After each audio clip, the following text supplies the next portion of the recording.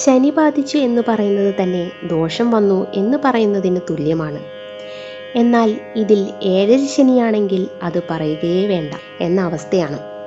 കാരണം ഒരാളിൻ്റെ ആയുർദൈർഘ്യം അനുസരിച്ച് 2 അല്ലെങ്കിൽ 3 തവണയാണ് ജീവിതത്തിൽ ഏഴര ശനി ഉണ്ടാവുന്നത്.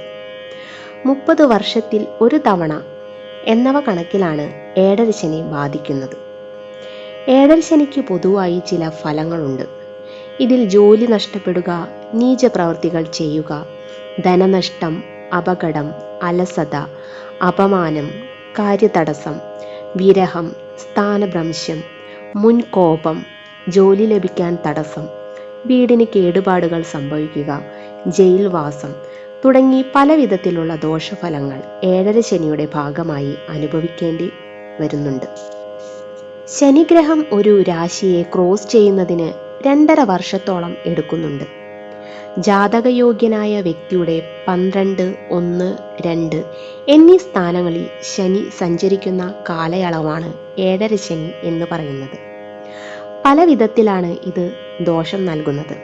എന്നാൽ ചില അവസരങ്ങളിൽ ദോഷത്തോടൊപ്പം തന്നെ ഗുണവും നൽകുന്നുണ്ട്.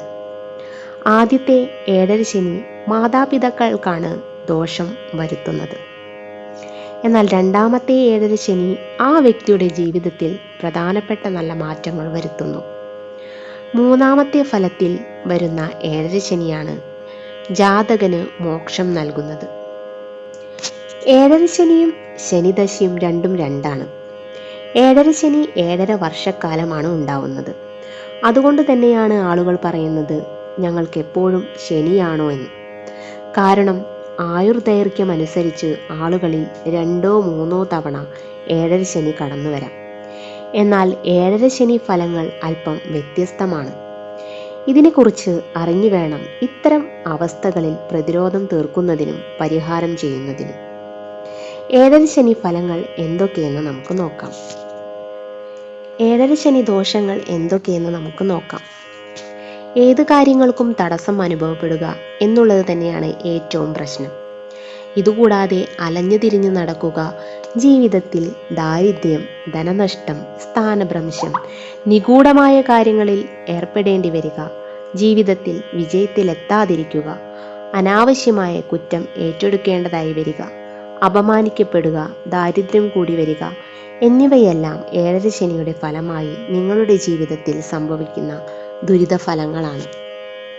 ഏഴര ശനിക്ക് എങ്ങനെയാണ് പരിഹാരം കാണേണ്ടത് എന്നുള്ളത് പലർക്കും അറിയില്ല. ഇവർ ശനി അഷ്ടോത്തരം ജപിക്കുകയും ശബരിമല ദർശനം നടത്തുന്നതും ഏഴര ശനി കാഠിന്യം കുറയ്ക്കുന്നു. ഇതുകൂടാതെ ശാസ്താവിനെ ഭജിക്കുന്നതും സ്ഥിരമാക്കുക. ശാസ്താപ്രീതി, മന്ത്രജപം, ശാസ്താവിന് നീരാഞ്ജനം, എള്ളുപായസം, നീല ശംഖുപുഷ്പത്തിൻ്റെ മാല സമർപ്പിക്കുക എന്നിവയെല്ലാം ദോഷനിവാരണത്തിനായി ചെയ്യാവുന്നതാണ്. ഇതുകൂടാതെ കടുത്ത ശനിദോഷം കൊണ്ട് ദോഷം അനുഭവിക്കുന്നവർക്ക് അതിന് പരിഹാരം കാണുന്നതിന് വേണ്ടി വൈക്കം മഹാദേവ ക്ഷേത്രത്തിൽ കുളിച്ച് ഭഗവാനെ തൊഴുന്നതും നല്ലതാണ്. എള്ളുതിരി കത്തിക്കുന്നതും ദോഷശാന്തിക്കുള്ള ഫലങ്ങളിൽ ഒന്നാണ്. നീരാഞ്ജനം വീട്ടിൽ കത്തിക്കുന്നതിനേക്കാൾ ക്ഷേത്രത്തിൽ കത്തിക്കാൻ ശ്രദ്ധിക്കണം. ഇതുതന്നെയാണ് ശനിദോഷത്തിന് പരിഹാരത്തിന് സഹായിക്കുന്നതും. ഏഴര ശനിയാണെങ്കിൽ പോലും ഈ പ്രശ്നത്തിനും കഷ്ടപ്പാടിനും പരിഹാരം കാണുന്നതിന് ശനീശ്വര മന്ത്രത്തിലൂടെ സാധിക്കുന്നുണ്ട്. ശനിദേവനെ പ്രാർത്ഥിച്ചാൽ അഭീഷ്ട വരദായകനാണ് ഭഗവാൻ എന്ന കാര്യത്തിൽ സംശയം വേണ്ട. ഏഴര ശനിയുടെ ചില ഫലങ്ങളെ മറികടക്കാൻ ഉത്തമമായ ഭക്തിയിലൂടെ സാധിക്കുന്നുണ്ട്. ശനിയുടെ ഫലങ്ങളെ മറികടക്കുന്നതിന് ഇനി പറയുന്ന കാര്യങ്ങൾ ചെയ്യാൻ ശ്രമിക്കാം. ഇതെല്ലാം ജീവിതത്തിൽ നേട്ടങ്ങളിലേക്കും നിങ്ങളുടെ ഏഴര ശനിയുടെ കാഠിന്യം കുറയ്ക്കുന്നതിനും സഹായിക്കുന്നുണ്ട്. അവ എന്തൊക്കെയാണെന്ന് നമുക്ക് നോക്കാവുന്നതാണ്. ഹനുമാനെ പ്രസാദിപ്പിച്ചോ അല്ലെങ്കിൽ ഹനുമാനോട് പ്രാർത്ഥിച്ചോ നിങ്ങൾക്ക് ഏഴര ശനിയുടെ ദോഷഫലങ്ങൾ കുറയ്ക്കാൻ കഴിയും.